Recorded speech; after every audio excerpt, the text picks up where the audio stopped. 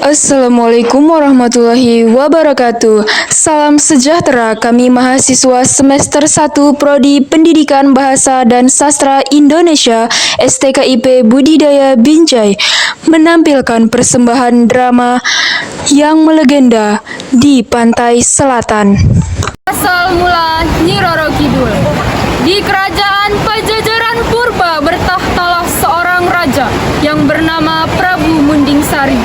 Beliau dikenal sebagai raja yang tampan dan bijaksana dalam pemerintahannya. Oleh karena itu, beliau dicintai oleh rakyatnya. Suatu hari saat ia tengah berburu kijang di dalam hutan rimba, ia tersesat dan terpisah dari para pengawalnya. Saat ia tengah beristirahat, ia melihat seorang gadis yang sangat cantik dan tengah tersenyum di hadapannya.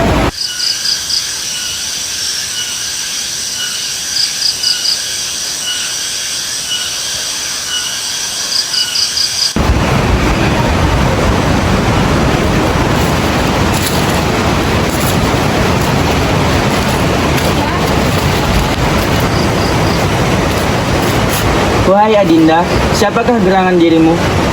Hamba adalah putri dari Raja Rimba ini. Apakah Tuan adalah Prabu Mundingsari dari Pajajaran? Ya, hamba adalah Prabu Mundingsari. Ada apa kiranya? Tuanku tampaknya tersesat dan terpisah dari para pengawal Tuan. Sudahkah kiranya Tuanku singgah di istana ayahku sambil beristirahat di sana? Karena undangan itu disampaikan dengan ramah dan sopan, Prabu Mundingsari tentu saja tidak dapat menolak undangan itu. Ia pun mengikuti gadis itu ke istananya. Sesampainya di istana gadis itu,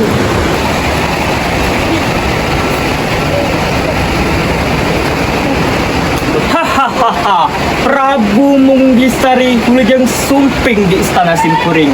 Mugi-mugi ajen betah ayah dia. Hatur nuhun Tuan. Putri abdi bawah pisangka ajen.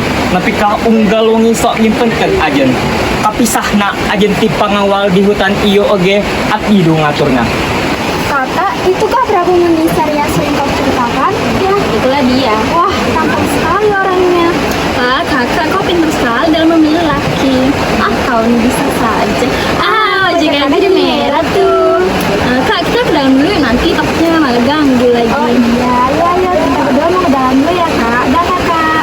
Nah, Prabu Mundingsari merasa heran akan kata-kata Raja Rimba tadi.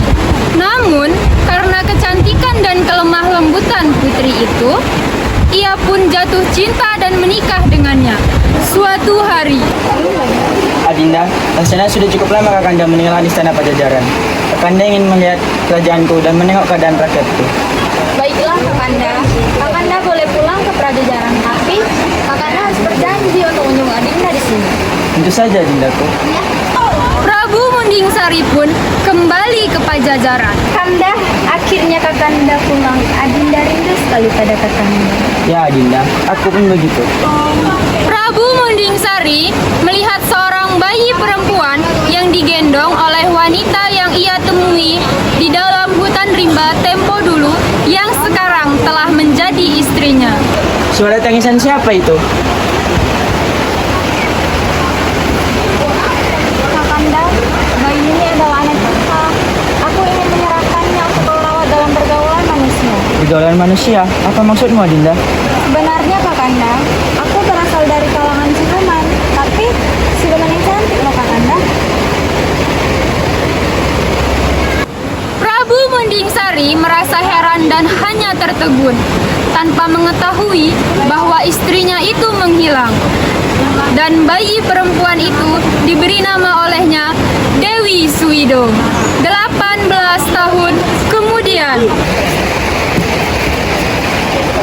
Baginda, ada pangeran dari negeri tetangga ingin bertemu Baginda. Suruh ya Mas. Baik Baginda. Pengawal pun memanggil tamu tersebut.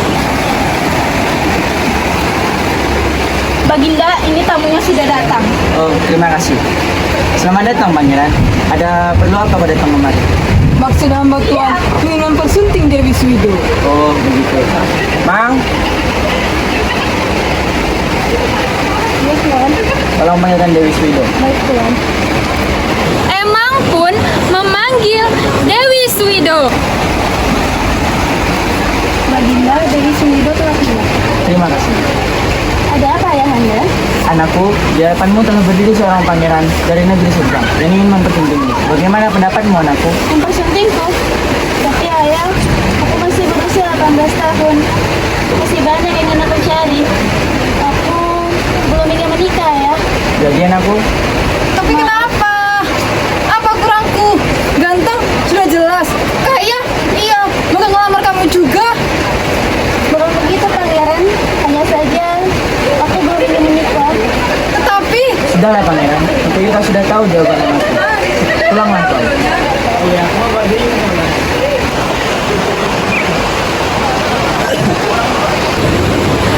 Pangeran pun pulang dengan hati yang sedih. Selanjutnya, banyak sekali pangeran-pangeran dari negeri tetangga yang ingin melamar Dewi Swido. Namun, tentu saja ditolak olehnya. Hal ini membuat hati permaisuri dan putri geram. Ibu, kenapa sih banyak sekali pangeran yang ingin melamar Dewi Swido? Tapi kenapa tidak ada yang melamar aku? Padahal kan aku tuh lebih cantik dari dia. Iya, ibu juga sebal sama benci banget sama Dewi Swido itu. Bu, aku pokoknya ingin Dewi Swido itu pergi dari istana ini. Tenang dulu anakku, ibu pun sedang memikirkan hal itu. Tapi bagaimana caranya agar Dewi Swido keluar dari istana? Permaisuri dan putri pun mondar-mandir memikirkan cara untuk mengeluarkan Dewi Swido dari istana. Oh iya, bagaimana kalau kita minta tolong ke dukun tenung yang itu saja? Tunggu dulu Bu. Sepertinya aku pernah mendengar tentang dukun itu deh. Bagaimana kita ke sana aja? Ayo Bu. Pengawal! Antarkan kami ke markas dukun tenung. Dukun tenungnya mana Nyonya? Itu loh, Ki Joko Budi. Kan dia dukun paling hebat di sini. Oh, itu. Baik Nyonya. Nyonya, kita sudah sampai di markas dukun tenung.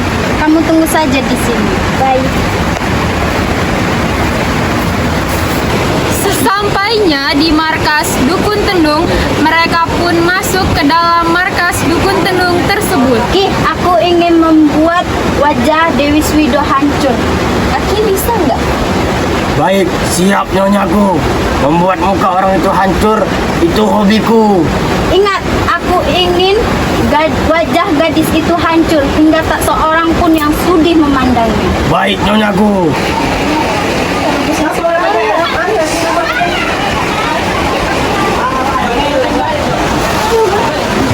Apakah yang dalam cerminan wajahku?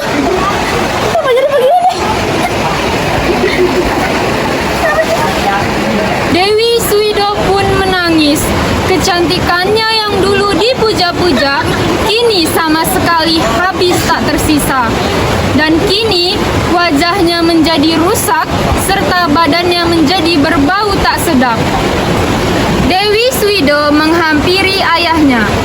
Dewi Swido pun terkejut mendengar keputusan ayahnya. Hatinya pun semakin sedih.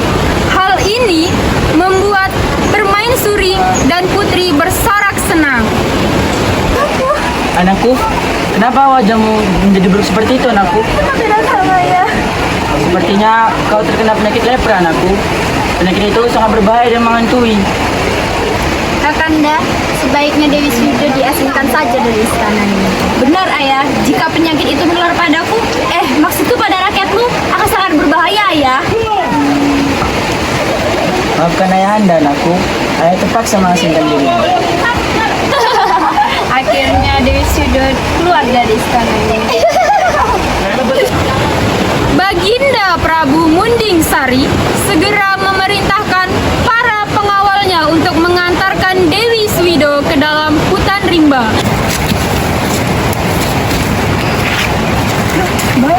Iya nih gelap. Jaga dong ucapan kalian. Begitu kan juga anak Baginda tetap harus kita hormati. Dah tuh gelap, bisa kuat ya. Ya udah kita anterin sampai sini aja. Tapi kamu ini kenapa sih? Sudah. Silakan Dewi, kita sudah sampai. Para pengawal pun pun meninggalkan Dewi Swido di dalam hutan rimba. Dengan hati yang sedih, Dewi Swido tidak tahu akan pergi kemana. Akhirnya, Dewi Swido pun tiba di Gunung Kombang. Ia bertapa di sana, memohon kepada para dewa agar wajahnya dikembalikan seperti semula. Dewa, aku ingin kau kembalikan wajahku seperti semula, Dewa. Dewa.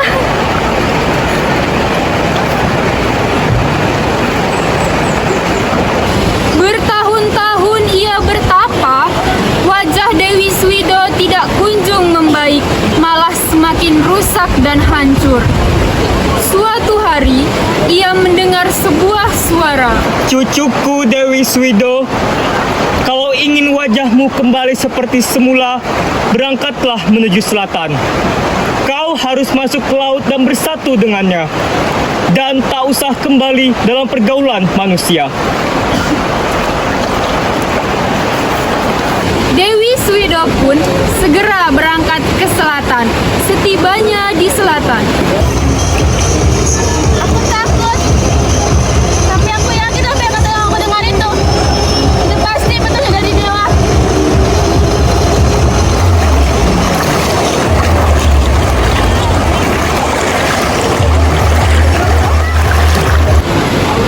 Dewi Swido pun terjun ke laut dari tebing yang curam. Setelah muncul kembali dari dalam laut,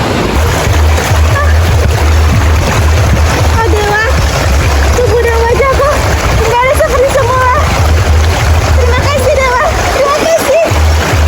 menurut kepercayaan penduduk setempat, Dewi Swido masih ada hingga kini. Dan masyarakat sepanjang Pulau Jawa pantai selatan mempercayai adanya kesaktian Kanjeng Ratu Nyi Roro Kidul. Terima kasih.